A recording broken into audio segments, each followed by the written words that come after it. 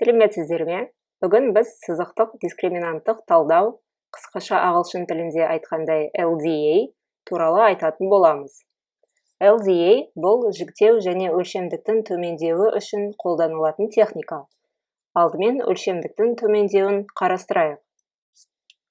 Өлшемдіктің төмендеуінің негізгі мақсаты артық белгілерді жою және белгілерді неғұрлым жоғары өлшемдегі кеңістіктен неғұрлым төмен өлшемдегі кеңістікке түрлендіру жолымен деректер жиынтығының өлшемділігін азайтудан тұрады. Негізінен өлшемдіктің төмендеуі үшін қолданылатын сызықты түрлендірудің танымал әдістері сызықтық дискриминанттық талдау LDA және негізгі компоненттерді талдау PCA болып табылады. PCA бұл бақыланбайтын алгоритм, және ол санат белгілерін қарастырмай деректердің дисперсиясын барынша арттыратын негізгі компоненттерді табуға тырысады. PCA-дан айырмашылығы LDA санаттар арасында бөлуді барынша арттыратын сызықтық дискриминанттарды табуға тырысатын бақыланатын алгоритм. Бұл мысалды қарастырайық. Мәселен, бізге екі өлшемді C санат, бұл жағдайда екі деректері берілген. Тиісінше C1 және C2 санаттарының N1 және N2 үлгілері бар. X деректерінің ретінде таңбаланған екі белгісі бар. Берілген деректер жиынтығы сол жақтағы суретте көрсетілген. Біздің мақсатымыз X-тағы үлгілерді C-1 өлшемі бар гипержазықтыққа айналдыра отырып сызықтық түрлендіруді табу. Суретте көрсетілген 2D деректер жағдайында біз деректерді санаттардың сызықтық бөлінуін арттыратын сызыққа проекциялауымыз керек. Келесі деректерді қарастырайық. Бізге осы екі санатты жасыл, қызыл, X1 және X2 осінде екі белгі бойынша бөлу керек. Деректер және олардың таралуы оң жақтағы суретте көрсетілген. Белгілерді екі өстің біріне проекциялауға тырысайық. Деректерді X1 өсіне проекциялау дұрыс жіктелмеген үлгілері бар аймақтарды салуға әкеледі. X2 өсіне деректерді проекциялау үшін де дәл солай. Сондықтан үлгілерді тиісті санаттарға жақсырақ жіктеу арқылы бөлу үшін жаңа ось қажет. Жаңа оське проекциялау екі санатты жоғары дәлдікпен бөледі және 2D деректерін 1D-ге жобалайды. Бірақ бұл осьті қалай табуға болады? LDA бұл осьті табу мәселесімен айналысады. LDA екі өлшем шартты пайдаланады.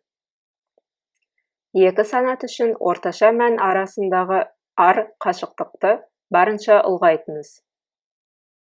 Әр санат ішіндегі S1 және S2 өзгерістерін азайтыңыз.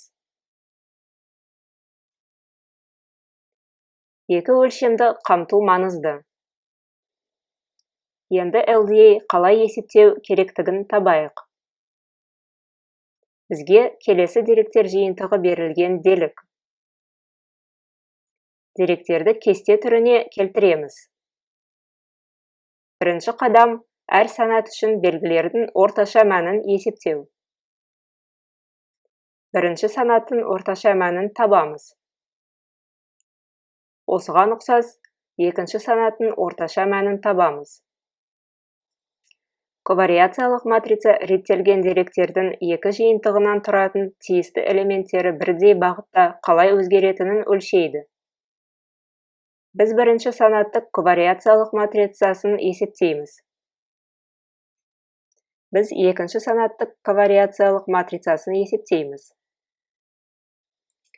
Содан кейін біз бірінші және екінші санаттардың ковариация сомасы ретінде санат ішіндегі шашырауды табамыз. Біз келесі теңдеумен санат арасында шашырауды табамыз. Біз Фишер өлшем шартын қанағаттандыратын келесі теңдеуді шеше отырып, түрлендіру матрицасын табамыз. Айнымалыларды ауыстыру арқылы келесі теңдеуді аламыз. Бұл теңдеуді шешу арқылы біз меншікті векторлар мен оларға сәйкес меншікті мәндерді аламыз.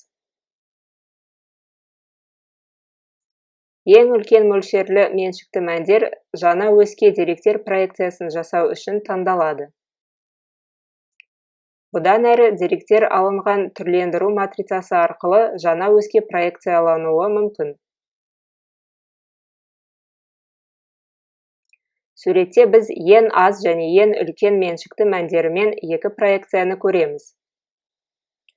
Ең төмен меншікті мәнді пайдалану арқылы проекциялау нашар бөлінділікті көрсетеді, ал ең жоғарғы меншікті мәнді пайдалану арқылы проекциялау жақсы бөлінділікті көрсетеді.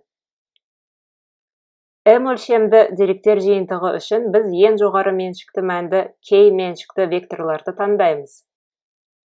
Еселі санатты LDA үшін екі санатты жағдайға талдау кеңейтілуі мүмкін.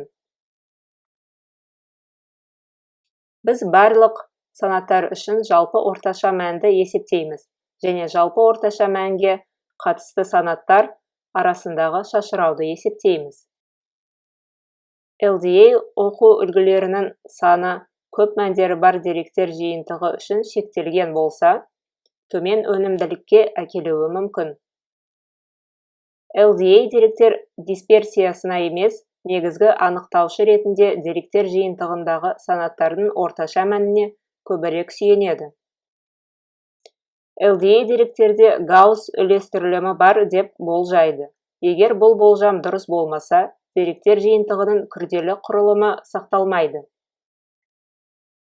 LDA сызықтық шешім шекарасына ие, ал квадраттық дискриминанттық талдау QDA үшін шешім қабылдау шекарасы икемдірек болып табылады, және деректерде кейбір бейсызықтықты қамти алады.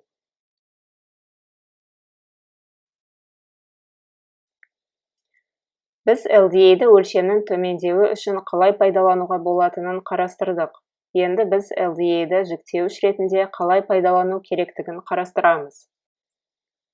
Қандай санатқа тиесілі екенін анықтау үшін X кіріс деректерінің үлгісін ескере отырып, әр санат үшін дискриминанттық ұпай есептеледі. Мұнда P кездейсоқ таңдалған I санатқа жататын априорлы ықтималдылық. μI санат белгілерінің орташа мәні, Q ковариациялық матрица. Барлық санаттар үшін бірдей. Максималды анықтаушы ұпайы бар санат X кіріс деректері үшін тиісті шығыс санат ретінде таңдалады. LDA көмегімен жүктеу үшін алдыңғы деректер жиынтығын қолданайық. Келесі параметрлерді аламыз. X0 үлгісі қандай санатқа тиесілі екенін болжап көрейік. Бірінші санат үшін анықтаушы ұпай 7,93 балды, ал екінші санат үшін 1,46 балды құрайды. Бірінші санат үшін анықтаушы ұпай көбірек. Сондықтан X0 үлгісі бірінші санатқа жатады. Басқа үлгілерді сынайық. Кестеде әр санаттар үшін анықтаушы ұпай келтірілген. Мысалы, 3 және 2 тиісті мәндерімен X1 және X2 белгілері бар X үлгісі үшін бірінші санат үшін анықтаушы ұпай неғұрлым жоғары болып табылады, және бірінші санат ретінде болжанады. Кестеден бұл болжаудың дұрыс екенін көруге болады.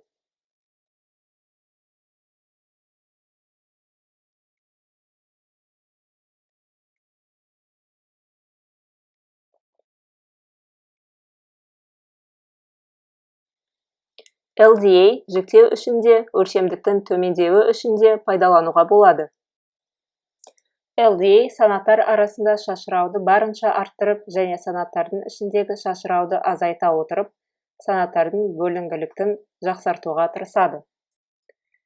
Егер деректер жиынтығында Гаусс үлестірілімі болмаса, онда LDA қолданғаннан кейін деректердің күрделі құрылымы сақталмайды.